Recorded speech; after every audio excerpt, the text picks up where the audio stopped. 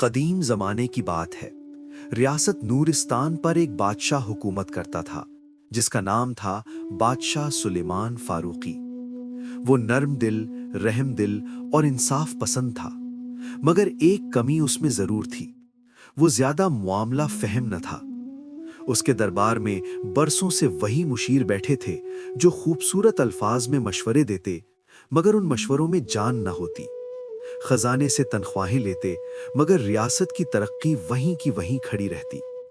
بادشاہ اکثر سوچتا، کاش مجھے کوئی ایسا شخص مل جائے جو سچا ہو، جو مجھے وہ بتائے جو میں سننا نہیں چاہتا مگر سننا ضروری ہو۔ یہی فکر اسے بے چین رکھتی۔ ایک دن اس نے درباریوں کے ساتھ شکار اور سیر کے لیے جنگل جانے کا ارادہ کیا۔ شاید قدرت اسے کوئی اشارہ دے دے۔ شام ڈھلنے لگی تھی۔ پرندے اپنے گھونسلوں کی طرف لوٹ رہے تھے۔ واپسی کے سفر میں اچانک بادشاہ کی نظر ایک عجیب منظر پر پڑی۔ ایک نوجوان ایک بڑے درخت کے نیچے بیٹھا تھا اور خود سے باتیں کر رہا تھا۔ کبھی ہنستا، کبھی ہاتھ ہلاتا، کبھی زمین پر لکیر کھینچتا۔ دور سے دیکھنے والا یہی سمجھے کہ وہ دیوانہ ہے۔ بادشاہ نے گھوڑا روک لیا۔ یا تو یہ شخص پاگل ہے یا پھر غیر معمولی ذہانت کا مالک۔ تجسس کے مارے وہ اس کے قریب گیا۔ اے نوجوان، بادشاہ نے نرمی سے کہا، کیا تم پاگل ہو جو خود سے باتیں کرتے ہو؟ نوجوان نے سر اٹھایا۔ اس کی آنکھوں میں ایک عجیب چمک تھی۔ وہ مسکرایا اور بولا، پاگل تم ہو اور تمہاری پوری رعایا، میں تو بس خواب دیکھ رہا ہوں۔ درباریوں نے غصے سے ایک دوسرے کی طرف دیکھا۔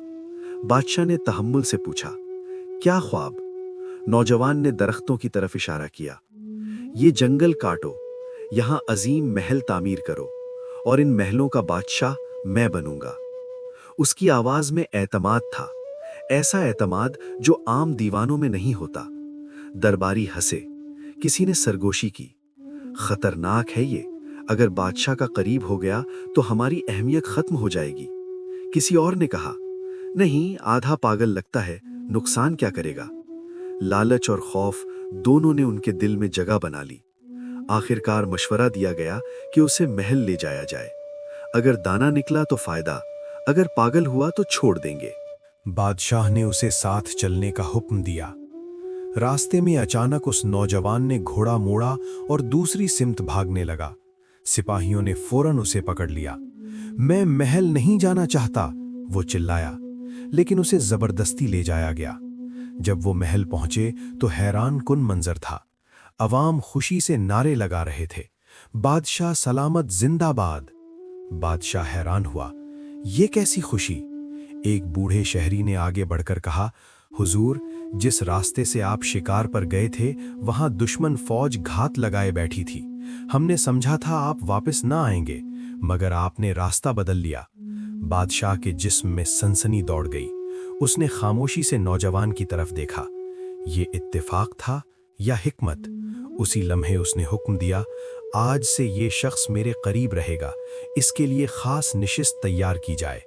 درباریوں کے دلوں میں آگ لگ گئی۔ ایک اجنبی، اور وہ بھی دیوانہ، ان کے برابر۔ حسد کا بیج وہیں بو دیا گیا۔ نوجوان خاموش بیٹھا مسکرا رہا تھا۔ کسی کو اندازہ نہ تھا کہ یہ کہانی ابھی شروع ہوئی ہے۔ محل میں اس نوجوان کو ایک نئی پہچان دی گئی۔ لوگ اسے پہلے جنگل کا دیوانہ کہتے تھے، مگر اب وہ دربار میں فہیم کے نام سے پکارا جانے لگا۔ اگرچہ درباری اب بھی دل میں اسے پاگل ہی سمجھتے تھے۔ بادشاہ سلیمان فاروقی نے اسے اپنے قریب ایک نشست عطا کی۔ یہی نشست حسد کی آگ کا ایندھن بن گئی۔ درباری نسلوں سے انہی کرسیوں پر بیٹھتے آئے تھے۔ اب ایک اجنبی، وہ بھی جنگل کا دیوانہ، ان کے برابر؟ یہ بات ان کے غرور کو قبول نہ تھی۔ چند دن گزرے۔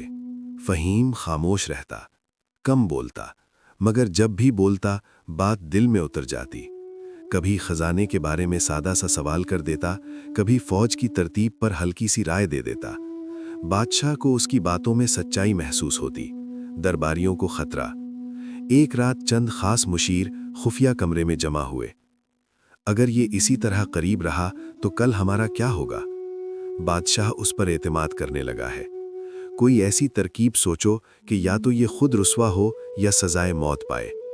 آخر ایک چال طے ہوئی، ایسی چال جس میں بظاہر ان کا ہاتھ نظر نہ آئے۔ اگلی صبح دربار سجا، فہیم اپنی نشست پر بیٹھا تھا۔ اسی دوران دو درباری نرمی سے اس کے قریب آئے۔ فہیم صاحب، ہمیں آپ سے ایک راز کی بات کرنی ہے۔ فہیم نے سادگی سے پوچھا، کیا بات ہے؟ ایک نے دھیمی آواز میں کہا، آپ کو معلوم ہے ہمارے دربار کی ایک خاص روایت ہے۔ کیسی روایت؟ دربار کا آغاز تب تک نہیں ہوتا جب تک کوئی شخص بادشاہ کو چونکا نہ دے۔ یہ پرانی رسم ہے تاکہ بادشاہ چوکن نہ رہے۔ فہیم حیران ہوا، چونکا دے؟ کیسے؟ دوسرا بولا، ہلکا سا تھپڑ یا کوئی ایسی حرکت۔ بادشاہ خوش ہوتے ہیں، بہادری کی علامت سمجھتے ہیں۔ فہیم نے سادگی سے کہا، اتنی سی بات؟ میں تو اس سے بھی زیادہ کر سکتا ہوں۔ درباریوں نے نظریں چرائیں، اندر ہی اندر مسکرائے۔ کل جب بادشاہ تخت پر بیٹھیں تو بس ایک زوردار تھپڑ رسید کر دینا، دیکھنا تمہیں انعام ملے گا۔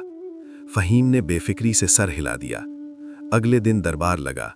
بادشاہ سلیمان تخت پر بیٹھنے ہی والے تھے کہ فہیم تیزی سے آگے بڑھا۔ سب کے سامنے ایک زوردار تھپڑ، تاج سر سے اچھل کر زمین پر جا گرا۔ دربار میں سناٹا چھا گیا۔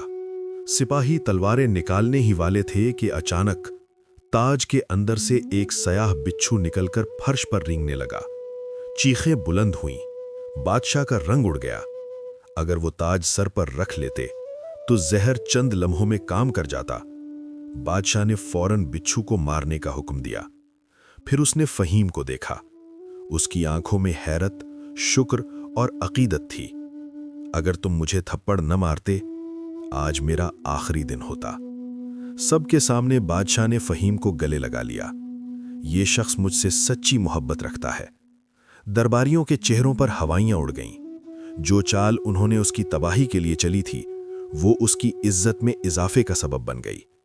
اسی وقت بادشاہ نے اعلان کیا کہ فہیم کو شاہی اعزاز دیا جائے اور اس کے لیے محل میں الگ رہائش تیار کی جائے۔ تالیاں بجیں، نعرے بلند ہوئے، درباریوں کے دلوں میں آگ بھڑک اٹھی۔ رات کو وہ پھر جمع ہوئے۔ یہ کیسے ممکن ہے؟ ہم اسے گرانا چاہتے ہیں اور یہ ہر بار اوپر چلا جاتا ہے۔ اب کی بار ایسی چال چلیں گے کہ بچ نہ سکے۔ ان کی آنکھوں میں اب حسد نہیں، نفرت تھی۔ ادھر فہیم اپنے نئے محل میں بیٹھا سوچ رہا تھا، یہ درباری کتنے اچھے ہیں، انہوں نے مجھے کیسا بہترین مشورہ دیا تھا۔ وہ معصوم تھا یا قسمت اس کے ساتھ تھی؟ وقت بتائے گا۔ درباری اب سمجھ چکے تھے کہ سادہ سازشیں فہیم کو نقصان نہیں پہنچا سکتیں، لیکن حسد انسان کو اندھا کر دیتا ہے۔ انہوں نے ایک اور منصوبہ بنایا، اس بار پہلے سے زیادہ خطرناک۔ اگلی صبح وہ سب فہیم کے محل پہنچے، چہرے پر مصنوعی مسکراہٹ، دل میں زہر۔ فہیم صاحب، ایک مشیر نے نہایت نرمی سے کہا، کل آپ نے کمال کر دیا۔ اگر آپ تھپڑ نہ مارتے تو بادشاہ سلامت کی جان چلی جاتی۔ فہیم نے سادگی سے جواب دیا، سب آپ لوگوں کا مشورہ تھا، آپ سب میرے خیر خواہ ہیں۔ یہ سن کر وہ ایک دوسرے کو دیکھ کر مسکرائے۔ ایک اور درباری آگے بڑھا، مگر ایک اور رسم ہے جس سے بادشاہ کی عظمت اور بڑھتی ہے۔ فہیم نے دلچسپی سے پوچھا، کیا؟ جب بادشاہ تخت پر بیٹھنے لگے تو اس کی کرسی پیچھے سے ہٹا دی جاتی ہے۔ یہ اس بات کی علامت ہے کہ بادشاہ ہمیشہ زمین کی حقیقت یاد رکھے۔ جو شخص یہ عمل کرے اسے خاص انعام ملتا ہے۔ فہیم نے فوراً کہا، یہ تو اور بھی آسان ہے۔ اگلے دن دربار لگا۔ بادشاہ تخت کی طرف بڑھے۔ جیسے ہی وہ بیٹھنے لگے، فہیم نے موقع دیکھ کر کرسی پیچھے کھینچ لی۔ دربار میں ایک بار پھر شور مچ گیا، مگر اس لمحے ایک عجیب بات ہوئی۔ بادشاہ زمین پر گرنے ہی والے تھے کہ سنبھل گئے۔ جب سب نے غور سے دیکھا تو تخت کا ایک پاؤں اندر سے پہلے ہی ٹوٹا ہوا تھا۔ اگر بادشاہ پوری طرح بیٹھ جاتے تو تخت سمیت گر جاتے، شاید شدید زخمی ہو جاتے۔ بادشاہ نے تخت کو الٹوا کر دیکھا، پاؤں کو کسی نے اندر سے کمزور کیا تھا۔ یہ سازش تھی۔ بادشاہ نے خاموشی سے فہیم کی طرف دیکھا۔ اس کی آنکھوں میں اب شک کی جگہ یقین تھا۔ فہیم، تم ہر بار مجھے بچا لیتے ہو، اس نے سب کے سامنے اعلان کیا۔ آج سے فہیم میری فوج کا سپہ سالار ہوگا۔ یہ سن کر دربار میں ہلچل مچ گئی۔ سپہ سالار؟ وہ بھی ایک اجنبی؟ درباریوں کے چہرے زرد پڑ گئے۔ اب بات عزت سے آگے بڑھ چکی تھی، یہ اقتدار کا سوال تھا۔ اگر فہیم فوج کا سردار بن گیا تو کل وزیر اعظم بھی بن سکتا ہے۔ رات کے اندھیرے میں ایک بار پھر خفیہ اجلاس ہوا۔ اب صرف ایک راستہ بچا ہے، جنگ۔ انہوں نے طے کیا کہ پڑوسی ریاست زرین گڑھ کے بادشاہ سے خفیہ رابطہ کیا جائے۔ پیغام بھیجا گیا، ہم اپنے بادشاہ کو جنگ پر آمادہ کریں گے، تم صرف ہمارے سپہ سالار کو قتل کرنا، باقی ہم سنبھال لیں گے۔ پڑوسی بادشاہ نے سوچا، ایک تیر میں دو شکار۔ جنگ کا اعلان ہوا، نورستان کی فوج سرحد کی طرف روانہ ہوئی۔ فہیم گھوڑے پر سوار تھا، درباری آپس میں ہنس رہے تھے، اب بچ کر دکھائے۔ جب دونوں فوجیں ایک گھنے جنگل کے قریب آمنے سامنے ہوئیں تو فہیم نے ہاتھ اٹھا کر حکم دیا، سب رک جائیں۔ سپاہی حیران رہ گئے۔ فہیم نے بلند آواز میں کہا، میں پہلے دشمن بادشاہ سے اکیلا بات کروں گا۔ دشمن بادشاہ آگے آیا، دونوں جنگل کے بیچ آمنے سامنے کھڑے ہو گئے۔ اچانک جھاڑیوں میں زوردار حرکت ہوئی، ایک خون خور شیر غراتا ہوا نکلا اور سیدھا دشمن بادشاہ پر جھپٹا۔ ہر طرف بھگدڑ مچ گئی، درباریوں کے چہروں کا رنگ اڑ گیا، مگر فہیم نے تلوار نکالی اور بغیر سوچے شیر پر ٹوٹ پڑا۔ ایک سخت مقابلہ ہوا۔ چند لمحوں بعد شیر زمین پر پڑا تھا۔ فہیم زخمی تھا مگر کھڑا تھا۔ اس نے دشمن بادشاہ کو سہارا دے کر اٹھایا۔ میں لڑنے آیا تھا، مرنے نہیں۔ دشمن بادشاہ کی آنکھوں میں حیرت تھی۔ تم میرے دشمن ہو، پھر بھی میری جان بچائی؟ فہیم نے سادہ سا جواب دیا، دشمنی تختوں کی ہوتی ہے، انسانوں کی نہیں۔ دشمن بادشاہ نے اپنی فوج کو حکم دیا، جنگ ختم، ہم صلح کرتے ہیں۔ پھر اس نے نورستان کے درباریوں کی طرف اشارہ کیا، مگر یہ لوگ، ان کے ارادے مشکوک ہیں، انہیں گرفتار کرو۔ درباریوں کے پیروں تلے زمین نکل گئی۔ فہیم فوراً آگے بڑھا، خبردار، یہ میرے لوگ ہیں، انہیں کوئی ہاتھ نہ لگائے۔ دشمن بادشاہ نے حیران ہو کر کہا، یہ تمہیں مارنا چاہتے تھے اور تم ان کی حفاظت کر رہے ہو؟ فہیم خاموش رہا۔ یہ منظر دونوں فوجوں نے دیکھا۔ اب فہیم صرف سپہ سالار نہیں رہا تھا، وہ ایک مثال بن چکا تھا۔ واپسی پر نورستان میں اس کا استقبال ہیرو کی طرح ہوا۔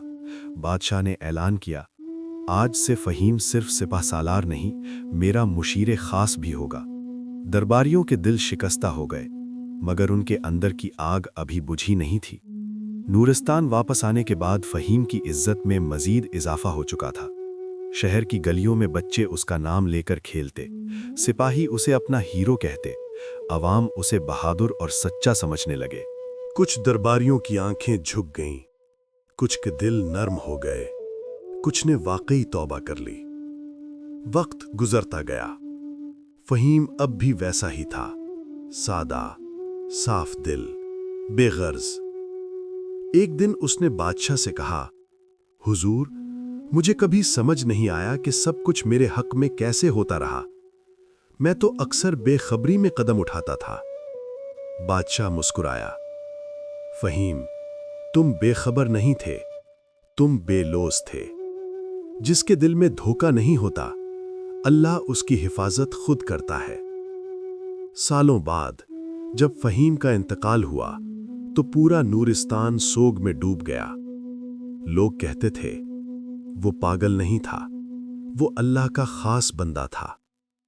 درباری جو کبھی اس سے جلتے تھے، آج اس کی قبر پر آنسو بہا رہے تھے۔ اصل سبق، یہ کہانی صرف ایک ریاست کی نہیں، یہ ہم سب کی کہانی ہے۔ کبھی ہم فہیم ہوتے ہیں، کبھی وہ درباری۔ حسد انسان کو اندھا کر دیتا ہے اور سچائی انسان کو بلند۔